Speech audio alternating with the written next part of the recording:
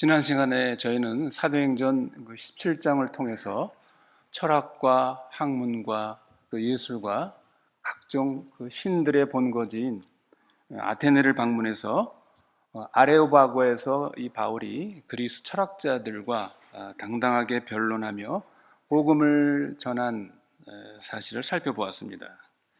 이후에 바울은 오늘 본문 1절에 보면 이 아테네를 떠나서 거기서부터 남서쪽으로 약 한 40마일, 50마일쯤 떨어져 있는 고린도로 가게 됩니다. 이 고린도는 당시 아가야 지방의 수도였죠. 또 당시 로마 제국에서 네 번째로 큰 도시였습니다. 첫 번째로 큰 도시가 어디입니까? 로마죠. 두 번째로는 그 북아프리카에 있는 알렉산드리아, 세 번째로 큰 도시는 그 시리아에 있는 안티오크, 이 네 번째가 바로 이 아가야 지방의 고린도가 네 번째로 큰 도시였습니다. 이 고린도는 지중해의 동쪽과 서쪽을 이어주는 아주 그 교통의 요충지였습니다. 그러니까 교통의 요충지니까 거기에 무역업이 아주 발달되어 있던 것이죠. 성도 여러분 생각해 보십시오. 교통의 요충지면서 이 무역과 상거래가 발달한 도시의 특징이 뭘까요? 그런 데는 많은 각 나라의 장사꾼들, 온갖 그 족속들이 그런 곳에 많이 모이겠죠. 또 무역업이 발달되어 있으니까 돈이 넘쳐납니다.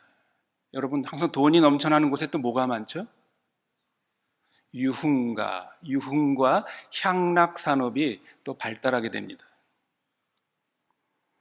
당시 그래서 고린도는 도덕적으로 아주 타락한 그런 향락의 도시로 유명했습니다.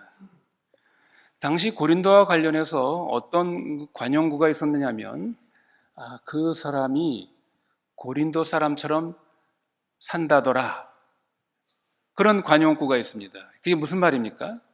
어떤 사람이 사는데 그 사람 쪽 고린도 사람처럼 사는 것 같아. 그 의미는 그 사람이 술 좋아하고 노는 거 좋아하고 향락하고 그 방탕스러운 아무렇게나 그냥 사는 이런 사람을 표현할 때 그 사람이 고린도 사람처럼 산다. 이 고린도가 바로 그런 곳입니다. 바울이 이런 도시에 이제 가게 된 것이죠. 이 오늘 본문은 이 고린도에서 있었던 이야기의 내용입니다. 바울은 고린도에 가서 첫 번째로 이제 사람을 만나죠. 누굽니까? 아굴라와 브리스길라라는 부부를 만나게 됩니다. 이 아굴라 브리스길라는 이 장막을 짓는 텐트 메이킹, 텐트를 만드는, 수리하는 이런 직업을 가졌죠. 바울도 그런 텐트를 수선하거나 만드는 이런 직업을 가졌습니다. 그러나 이 아굴라와 브리스게는 원래 어디 살았다고 그랬습니까? 2절에 보면 로마에 살았죠. 로마에 살다가 어떤 일이 있었습니까? 당시 로마 황제 클라우디우스가 그 칙령을 내려가지고 아마 그때도 로마의 유대인들이 많은 그 좀 문제를 일으킨 것 같아요. 그래서 로마에 사는 모든 유대인들을 어떻게 로마에서 추방 명령을 내렸습니다. 그래서 유대인이었던 이 아굴라와 브리스길라 부부가 그 추방돼 가지고 이 고린도에 내려온 것이죠. 바울이 이 부부를 만나게 된 것입니다. 그래서 함께 유하면서 함께 이 텐트를 만드는 이 일을 함께 한 것 같습니다. 여기 4절 5절에 보면 그동안 마케도니아 또 데살로니카에 머무르면서 바울과 떨어져 있던 실라와 디모데가 이제 고린도로 내려와서 함께 합류하는 여기 장면이 나와 있죠. 그리고 바울은 이제 안식일에 유대인 회당에 들어가서 복음을 전합니다. 5절 하반절에 보면 여기서 바울이 이 고린도의 유대인 회당에 들어가서는 그전 17장에 나오는 아테네에서 그리스 철학자들에게 전도한 그런 방식이 아닌 다른 방식으로, 어떤 방식입니까? 직접 예수가 바로 너희들이 그렇게 기다리고 고대하는 메시아다. 지난 시간에 말씀드린 것처럼 직접 아테네에서는 일반 모든 이방인들이 알고 있는 일반 은총적인 면으로 접근하지 않고 이 고린도 유대 회당에서는 직접 유대인들에게는 특별 은총으로 직접 전도를 합니다. 왜냐하면 유대인들은 이미 하나님을 알고 있고 그 메시아를 알고 있기 때문에 특별 은총으로 접근을 한 것입니다. 그런데 바울이 여기 유대인들에게 예수는 그리스도다, 즉 메시아다라는 것을 밝히 증거하니까 어떤 일이 벌어집니까? 6절에 유대 사람들이 그 말을 듣고 어떻게 해요? 순순히 그렇구나 이렇게 받아들인 것이 아니라 바울을 대적하고 회방을 했다. 이러한 반응에 대해서 바울의 그 또 반응이 뭐였습니까? 6절에 바울이 자기의 옷을 털어버렸다, 그렇게 기록되어 있습니다. 이 옷을 턴다는 말은 발의 먼지를 턴다는 말과 같은 뜻입니다. 사도행전 13장 51절에 보면 비시디의 안디옥에서도 이런 일이 일어났죠. 바울과 바나바가 말씀을 전했을 때 그 비시디의 안디옥에 있는 유대인들이 그저 대적하고 회방하고 하니까 여기서도 바울과 바나바가 거기서는 옷을 턴 것이 아니라 발에 먼지를 털었다. 저희를 향하여 발에 티끌을 떨어버리고. 그러면서 바울은 여기 오늘 6절에 뭐라고 되어 있습니까? 옷을 털며 하는 말이 너희 피가 너희 머리로 돌아갈 것이요 나는 깨끗하니라. 이후에는 이방인에게로 가리라. 이러한 독특한 말을 하고 그 자리를 옮겼습니다. 그런데 성도 여러분, 우리가 바울이 여기서 옷을 털었다 혹은 발에 먼지를 털었다 라는 이 행위 속에 담겨져 있는 의미가 무엇인가? 이것이 오늘 설교의 주제입니다. 이것을 우리가 살펴볼 필요가 있습니다. 왜냐하면 바울이 지금 여기서 옷을 털었다, 발에 먼지를 털었다, 여기에는 아주 중요하고도 심각한 의미가 들어있기 때문입니다. 바울이 이것은 독특한 행동이라기보다는 이것은 유대인의 풍습이었습니다. 이런 행동이 어떤 의미를 가지고 있는 것인가? 이런 것입니다. 이 일과 관련해서는 나는 너와 전혀 상관이 없다. 또 네가 한 일에 대해서 하나님께서 어떠한 심판을 내리고 징벌을 내리시더라도 나는 이 일에 대해서는 나는 무죄하다. 나는 내가 할 것을 다 했다. 그런데도 내가 듣지 않으면, 받아들이지 않으면 더 이상 할 수 없다. 그런 의미입니다. 이런 바울이 지금 표시한 상징적인 이러한 그 표시는 이미 구약 성경에서도 언급이 돼 있었죠. 말씀을 했습니다.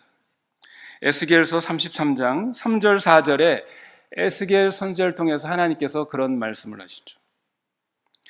그 사람은 파수꾼, 그 성루에서 그 성을 지키는 파수꾼을 말합니다. 그 사람이 칼이 그 땅에 임함을 보고 나팔을 불어 백성에게 경고하되 나팔 소리를 듣고도 그 백성들이 준비를 하지 아니하므로 그 임하는 칼에 재함을 당하면, 그 백성들이 결국 그 칼에 망하면 그 피가 자기의 머리로 돌아갈 것이다 라는 그런 말씀이죠.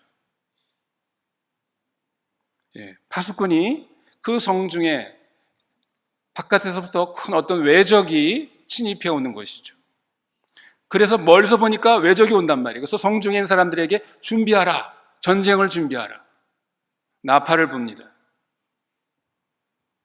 그렇게 불었는데도 그 성에 있는 사람들이 전혀 그거에 개의치 않고 그 말을 듣지 않고 결국 그렇게 해서 칼에 망한다면 그 피는 그 망하는 사람에게 돌아가는 것입니다. 파수꾼이 나팔을 분 그 파수꾼의 그 책임이 있지 않다. 여기서도 보면 바울이 너희 피가 너희 머리로 돌아갈 것이요 나는 깨끗하니라. 이게 바로 에스겔 33장의 그런 말씀과 동일한 의미입니다. 바울은 여기서 분명한 이런 말을 하고 있는 것이죠. 성도 여러분, 우리가 이런 의미를 생각하면 하나님의 말씀 혹은 하나님의 말씀을 전하는 사람에게는 이런 면이 있는 것입니다. 이건 꼭 무슨 설교자, 목사에게만 해당되는 것이 아니라 여러분 그리스도인, 여러분 모두에게도 해당되는 것이죠. 여러분이 누구에게 하나님의 말씀을, 복음을 전할 때 다 동일한 의미를 가지고 있습니다. 하나님의 말씀을 전해서 그 말씀을 받은 사람이 그 말씀을 통해서 분명히 하나님과의 관계를 맺을 수 있는데도 불구하고 그것을 맺지 않고 그저 완고하게 자기의 고집대로, 자기의 생각대로 계속해서 자기의 길을 고집스럽게 간다면 어떻습니까? 언제까지도 끝까지 그에게 쫓아가가지고 계속해서 그를 권면하고 설득하고 그렇게 하지 않는다. 기다리지 않는다. 어느 순간엔 하나님께서 딱 끊는다. 이런 의미죠. 이젠 내가 당신하고 더 이상 이것에 대해서 상관하지 않는다. 발에 먼지라도 내가 털어버린다. 철저히 내게 있는 티끌 하나라도 내가 묻혀올 생각이 없다.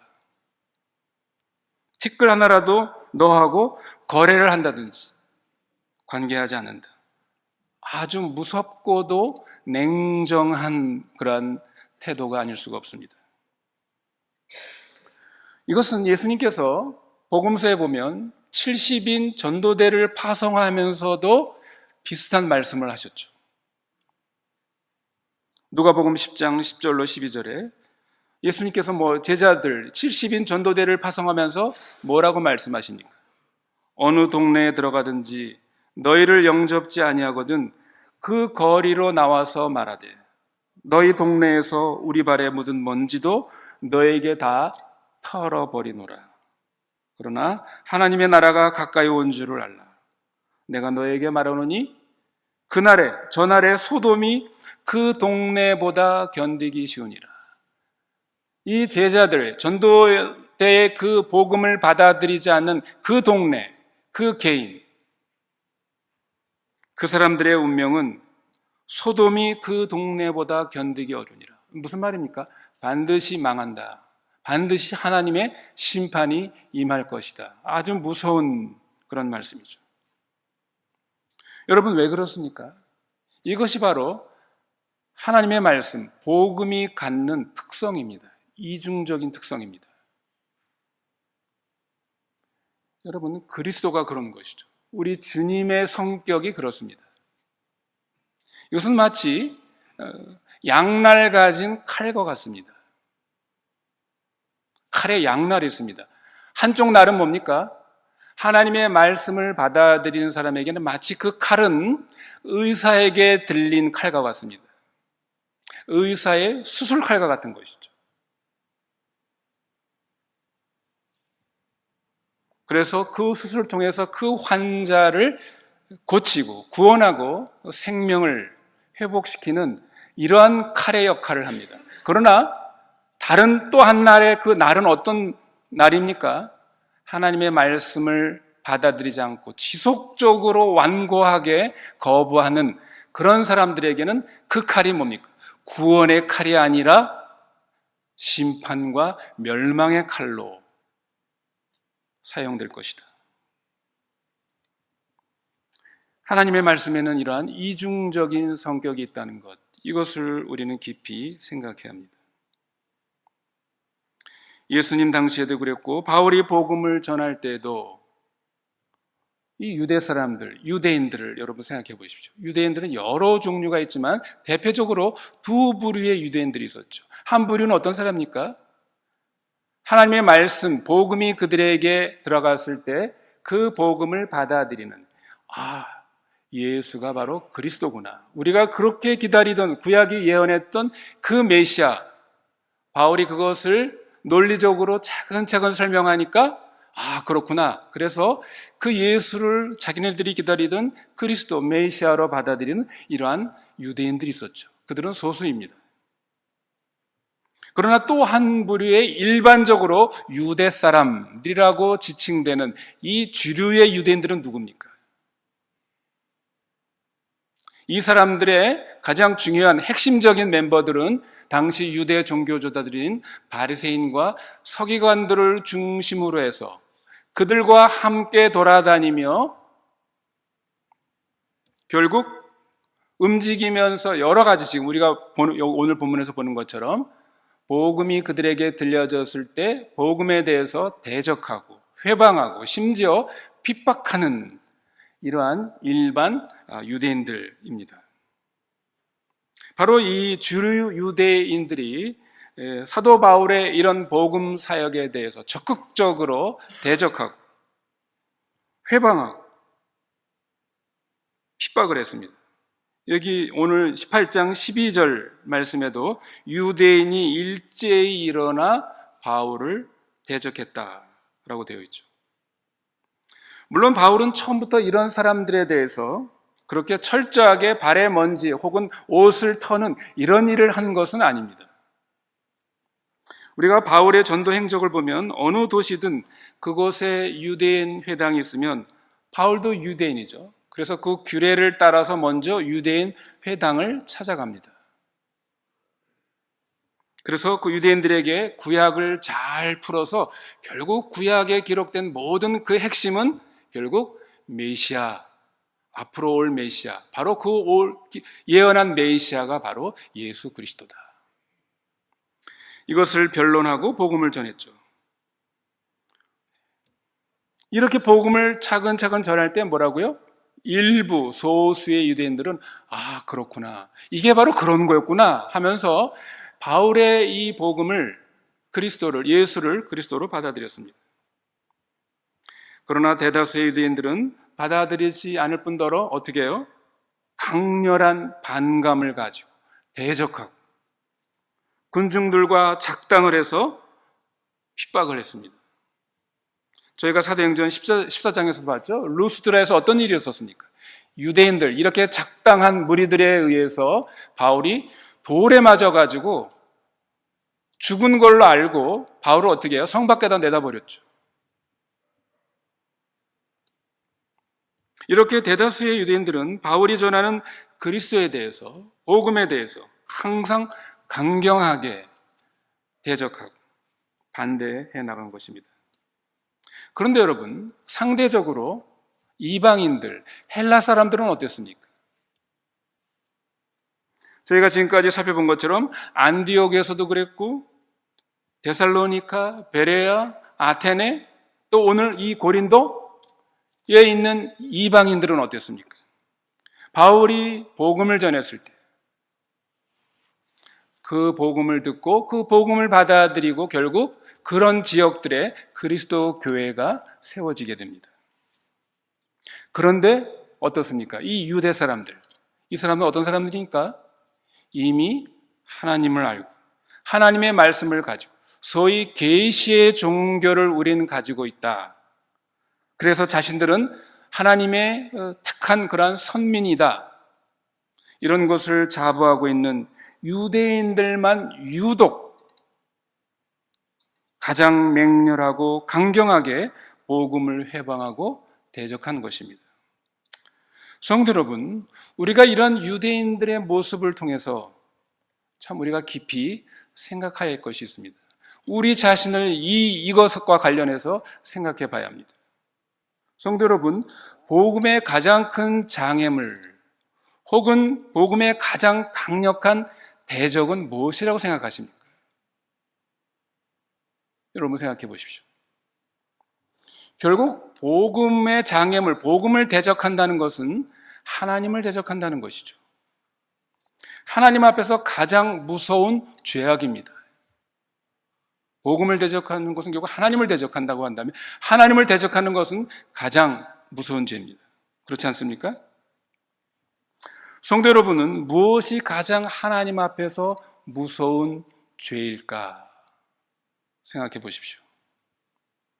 물론 돈, 명예, 권력, 여기에 눈이 멀고 여기에 사로잡힌 세속주의, 이것도 여러분 죄입니다.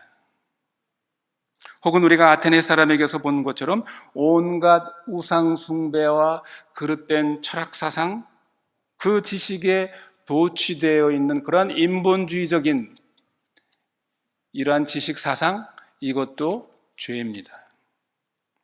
혹은 우리가 고린도 사람에게서 보듯이 술과 성적 타락, 방탕한 삶에 빠져 있는 이것도 여러분 죄악이죠. 우리는 이런 것들을 비난받아야 할 심각한 죄로 우리는 따집니다. 그러나 오늘 우리가 본문을 통해서 볼 수 있는 것은 그것은 가장 심각하고 무서운 죄는 아닙니다. 오히려 이런 죄 가운데 빠져 있던 이방인들이 어떻게 해요? 복음이 들어갔을 때 이런 삶을 살았던 사람들이 복음을 받아들이고 그래서 하나님의 백성이 된 것이죠. 성도 여러분 생각해 보십시오. 복음이 들어갈 때 어떤 사람들이 복음을 받아들이지 않고 복음을 받아들이지 않을 뿐만더러 더 적극적으로 반대하고 대적하고 회방하고 핍박을 했습니까? 참으로 역설적으로 참되신 하나님을 알고 가장 엄격히 하나님의 법으로 자기를 단속하고 규율해 나가는 유대 사람들이었습니다. 그들은 매우 도덕적이고 인도주의적이고 이 세상에서 어떤 윤리적인 완성을 위해서 어떠한 희생도 감당하면서 우리는 나가야 한다 라는 이러한 아주 좋은 생각을 가진 이런 사람들이죠. 그런데 이런 유대 사람들만 그리스도의 복음이 들어갈 때 그것을 받지 않을 뿐더러 대적하고 회방했습니다. 성도 여러분, 신기하지 않습니까? 가장 선한 사람이 가장 복음을 잘 받아들일 것 같은데 가장 복음을 대적했습니다.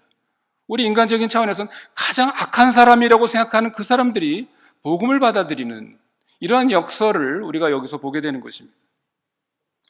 이것은 마치 예수님께서 비유로 말씀하셨던 탕자의 비유에 나오는 첫 번째 아들을 보십시오. 그는 자기의 의롭고 도덕적인 착한 행실을 산 사람입니다. 그러나 그런 것 때문에 자신의 그런 것으로 인해 오히려 돌아온 탕자를 맞이하는 아버지의 마음과 그 뜻을 받아들이지 않고 그것을 반대하고 대적해 나가는 이 첫째 아들의 모습을 우린 유대인에게서 보게 되는 것입니다. 그러니까 가장 무서운 죄악은 세속주의에 사로잡히거나 도덕적으로 방탕한 것이 가장 무서운 죄가 아닙니다. 오히려 도덕적이고 자기를 잘 단속하고 자기 이상을 가지고 열심히 일하는 사람 가운데 무서운 죄가 있다는 것입니다. 여러분, 그게 뭐예요? 그게 바로 아집, 완고함입니다. 오만함입니다. 이것이 가장 무서운 죄악이라는 것입니다. 사실 아집, 고집, 교만, 완고함이라는 건 뭡니까? 철저하게 자기 중심, 자기가 거기에 중심으로 있는 것이죠. 나는 안다, 내가 옳다.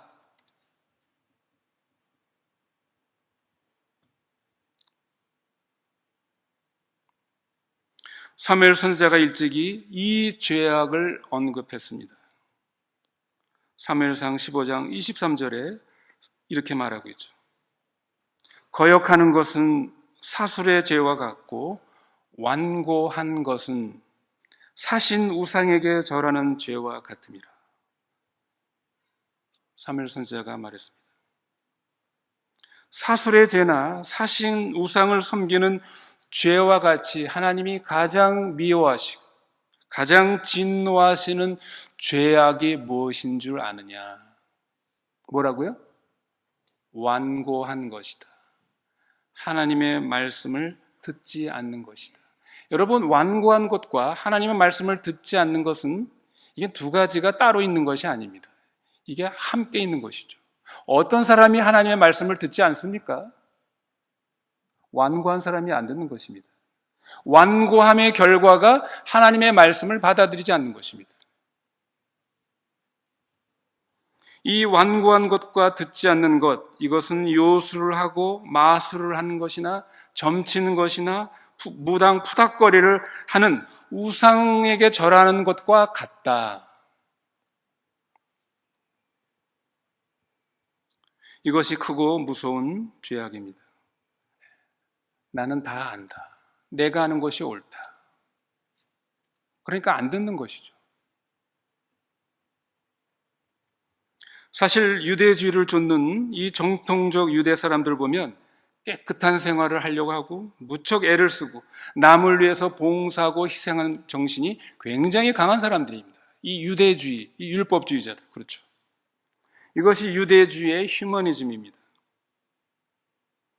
그런데 이런 유대주의를 가진 사람들이 복음에 대해서는 왜 그렇게 맹렬하게 일어나서 미친 사람처럼 발광을 하면서 대적하고 회방을 하고 핍박을 했는가? 자기네들이 세력이 있을 때는 그 힘을 가지고 핍박을 하고, 자기네들이 없을 때는 다른 로마의 그 세력을 이용해 가지고 핍박을 하고. 여러분 생각해 보십시오. 일반적으로 사람들에게 복음을 전할 때 어떻습니까? 그 복음을 내가 판단해 가지고 받아들이든 안 받아들이든 그걸로 끝나는 거 아닙니까? 그 엉터리 같은 소리 하고 있네 하면서 안 받으면 그만입니다. 그런데 어떻습니까? 이 유대인들은 그냥 안 받아들이면 되는데 적극적으로 대적하고 욕하고 심지어 그렇게 전하는 사람들을 핍박하는, 이것은 매우 특이한 현상이 아닐 수가 없습니다. 왜 그렇습니까? 이 유대 사람들이 가지고 있는 아주 그 강렬한 붙잡고 있는 메시아 사상 때문에 그런 것이죠. 그런데 이들이 지금 붙잡고 있는 자기네들이 옳다고 믿는 이 메시아관이 옳은 것이었습니까? 바른 것이었습니까? 그렇지 않았습니다.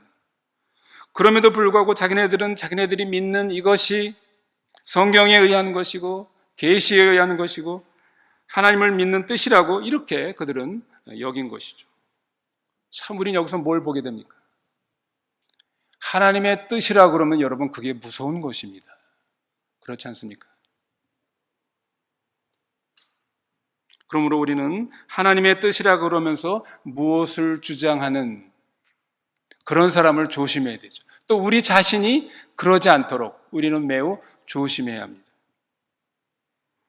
사탄이 하나님의 거룩한 나라의 도리를 파괴하고 악을 행할 때도 뭐를 사용합니까? 이게 하나님의 뜻이다.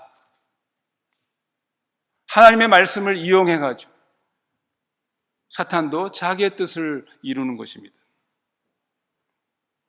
하나님의 이름을 가지고 수없이 많은 악들을 행하는 것이죠. 여러분 중세시대 로마 카톨릭의 종교 재판을 보십시오.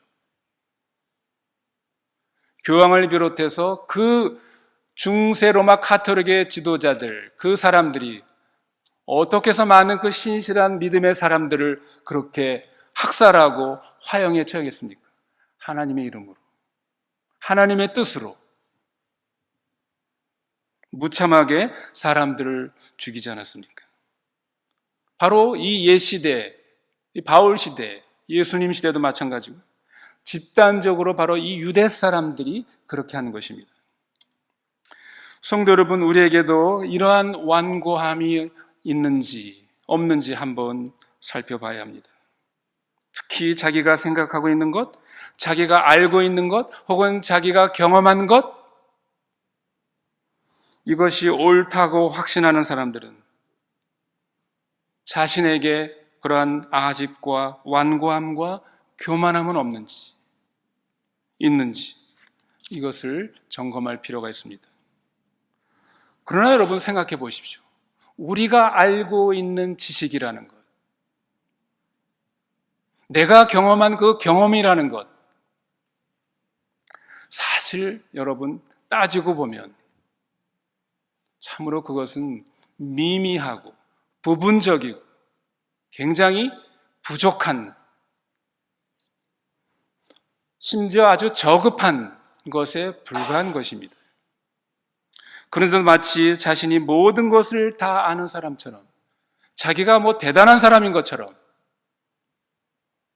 다른 사람의 말을 들으려고 하지 않고, 심지어 하나님의 말씀을 들으려고 하지 않고 다른 사람을 판단하고 비판하거나 혹은 자신의 어떤 우월감을 드러내려고 하는 그러한 완고함, 교만함은 없는지 우리가 점검할 필요가 있는 것입니다. 제가 옛날에 한국에서 신학교를 다닐 때 저희 그 철학을 가르치신 분이 손봉호 교수님이셨습니다. 손봉호 교수님이 여러분이 아시겠지만 서울대 영문과를 나오셨죠. 그분이 그 영문과 1학년에 들어갔는데, 여러분 그래도 서울대는 최고가 아닙니까? 최고 대학의 영문과라 그러면 나름대로 거기에 온 학생들은 자신들이 영어를 꽤 잘하는 그런 어떤 자부심을 가지고 그 안에 들어왔을 것입니다. 한 번은 당시에 그 셰익스피어 연구의 대가였던 권중희 교수님이 계셨다고 합니다. 권중희 교수님의 영어 그 강의 시간에 그 권 교수님이 그런 그 강의를 했다고 합니다. 그 will과 shall의 그 용법 차이를 그 얘기를 했는데, 어느 학생이 딱 손을 이르더니 막 씩씩거리면서 그 교수님에게 따졌답니다. 교수님, 그거 좀 틀린 것 같습니다. 우리가 고등학교 때 배우기로는 문법에도 will의 용법은 이런 거고 shall의 용법은 이런 겁니다 라고 아주 씩씩거리면서 그 교수에게 따졌답니다. 그 얘기를 한참 듣던 그 권중희 교수님이 점잖은 투로 그랬답니다. 제군들이 그 고등학교 때는 will은 이럴 때 쓰고 shall은 이럴 때 쓰고 문법에도 그렇게 나왔는지 모르지만 고급 영어로 가면 shall과 will의 차이가 없다. 아무렇게나 쓴다. 고급 영어 문학, 시나 소설이나 셰익스피어가 will과 shall을 아무렇게나 썼다고 그거 엉터리 작품입니다. 그 영어 잘못 썼다고 그렇게 말하느냐? 그 사람이 셰익스피어 대가입니다. 그래도 이 학생이 마음에 안 들었는지 씩씩거리면서 그랬다고 합니다.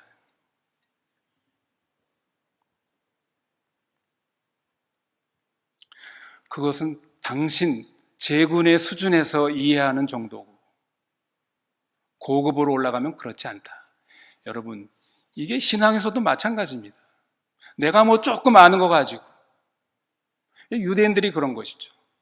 유대인들이 왜 이렇게 길이길이 뛰는 겁니까? 예수가 메시아라는 것 때문에. 아니, 우리가 알기로는 하나님은 상천하지의 유일하신 only one God이라고 그랬는데, 아니 예수가 하나님의 아들이라니 그게 말이 되는 얘기입니까? 유대인들이 이렇게 따지는 것이에요. 제군들, 당신 수준에서는 그렇지만 하나님의 수준으로 올라가면 그렇지 아니하니라. 하나님의 그 신성에 대해서, 하나님의 그 본성에 대해서, 존재에 대해서 우리 인간이 알고 이해하면 어느 정도 하는 것입니까?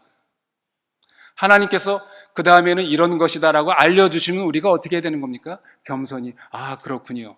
이런 겸손함, 온유함의 태도를 가야지. 내가 조금 아는 거 가지고 박박우기는.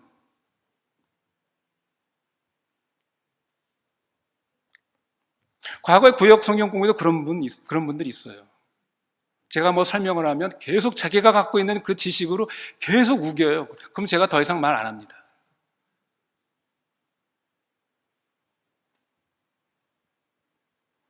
바로 이것이 유대인들이 가졌던 그러한 완고함입니다.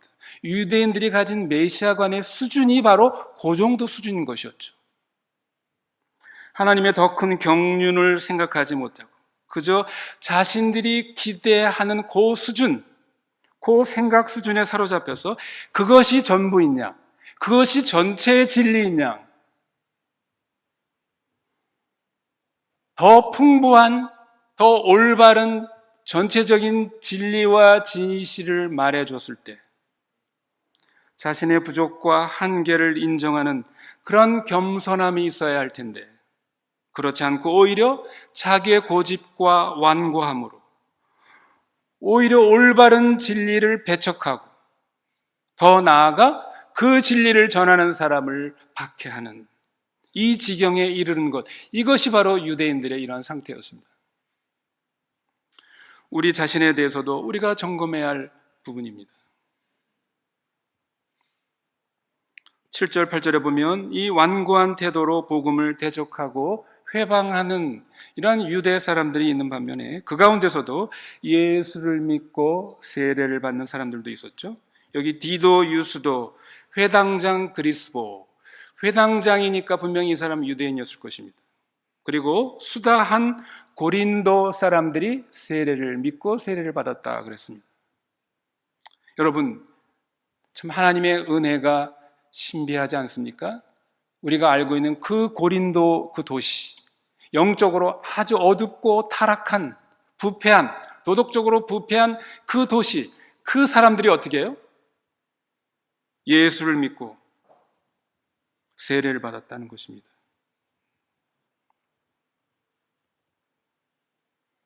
10절에 보면 주님께서는 환상 중에 바울에게 말씀하시죠.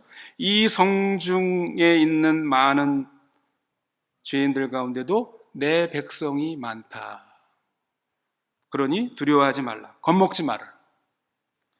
바울의 복음 사역을 격려하셨습니다. 성도 여러분, 우리는 이것을 볼 때 우리의 생각대로 판단하는 것을 우리는 조심해야 합니다. 말씀드린 것처럼 고린도와 같은 이러한, 어떻게 보면 저 사람들이 예수를 믿을까? 복음을 받아들일까? 저런 삶을 사는 사람들? 여러분, 우리가 그렇게 생각할 수 있지 않겠습니까? 혹은 저 사람 예수 믿을까? 저런 강적이 예수 믿을까? 우린 지레 짐작하고 그런 사람들에게 복음을 잘 전하지 않으려고 하지 않는가? 그런데 그건 뭐라고요? 그건 우리의 생각이고 우리의 선입견입니다. 주님은 뭐라고요? 이 성중, 이 성이 어디입니까? 고린도. 이 고린도, 이 성, 이 시티에도 내 백성이 많도다. 우리는 어떤 사람, 어떤 지역, 어떤 상황을 우리 생각대로 판단하는 것을 우리는 조심해야 합니다. 판단하지 않도록 우리는 조심해야 합니다. 왜 그렇습니까? 하나님의 뜻과 계획은 우리의 생각과 우리의 판단과는 전혀 다를 수 있기 때문입니다. 그것을 우리는 인정해야 합니다. 바울의 전도 생애 가운데서 11절에 보면 두 번째로 길게 머물렀던 것이 바로 이 고린도 도시였습니다. 얼마 동안 머물렀습니까? 1년 6개월을 머무르면서 복음을 가르쳤습니다. 물론 제일 길게 머물렀던 곳은 어디입니까? 에베소죠. 3년 동안 머무르면서 에베소에서 가르쳤습니다. 주님께서 왜 바울을 고린도라는 지역에 1년 6개월이나 머물게 했을까? 왜 그랬을까요? 말씀드린 것처럼 고린도는 로마 제국에서 네 번째로 큰 도시입니다. 거기는 교통의 요지이고 많은 세계 여러 사람들이 무역업으로 왔다 갔다 하는, 드나드는 많은 이런 곳입니다. 그렇기 때문에 아마 선교 전략적으로 아주 중요한 도시일 가능성이 많습니다. 그래서 1년 동안 거기서 복음을 전하면서 머물렀고요. 또 한 가지는 뭡니까? 여기 11절에 있는 것처럼 이 성중에도 내 백성이 많도다. 구원받아야 될 백성이 많다는 것 때문에 그들에게 계속해서 그 구원받아야 될 백성들에게 복음을 전한 이런 일들 때문이었을 것입니다. 말씀을 맺습니다. 오늘 우리는 이 유대 사람들의 그 완고함을 우리 자신 속에 한번 적용해야 되겠습니다. 옛날 유대 사람들은 그 무서운 완고함의 저점으로 인해서 참된 그리스도를 보지 못하고 오히려 복음을 대적하고 회방하고 끝없이 기독교를 박해 나갔습니다. 자신들의 완고함으로 인해 하나님께서 그들에게 주신 그 복음의 기회를, 구원의 기회를 거부할 때, 지속적으로 거부할 때 어떻다고요? 발의 먼지를 털어버리라. 옷에 옷을 털어버리라. 뭡니까? 더 이상 기회는 없다라는 하나님의 무섭고 냉정한 선언이 있다는 것이죠. 성도 여러분, 완고함의 무서움이 바로 그것입니다. 물론 하나님은 자비로우시고 은혜로우신 분이십니다. 그러나 우리는 그 자비를, 그 은혜를 우리 자신의 아집과 고집과 완고함으로 지속적으로 그 은혜를 거부해서는 안 됩니다. 하나님은 오늘도 우리에게 은혜의 손을 내미십니다. 바울은 고린도후서 6장 2절에 이렇게 말하고 있죠. 내가 은혜 베풀 때 너를 듣고 구원의 날에 너를 보았다 하셨으니 보라, 지금은 은혜 받을 만할 때요. 보라, 지금은 구원의 날이로다. 언제가 은혜 받을 때고 언제가 구원 받을 때라고요? 지금, today, 오늘이라는 것입니다. 지금을 강조합니다. 이 말은 뭡니까? 내일도 오늘과 같지 않을 수 있다는 걸 말하는 거 아닙니까? 하나님께서 옷을 털고 발의 먼지를 터는 날이 있을 것이다. 우리는 그것을 명심하고 이 오늘이라는 기회, 오늘이라는 이 기회에 하나님의 말씀이 우리 귀에 들려질 때 그것을 우리의 완고함으로 거부하지 않고 그 말씀을 겸손히 받아들일 때 그게 바로 은혜의 때요, 구원의 때입니다. 그것이 계속해서 그 기회가 주어지지 않는다는 것, 이것을 우리가 오늘 이 말씀을 통해서 깊이 생각하고 깨닫는 저희들이 되어야 되겠습니다.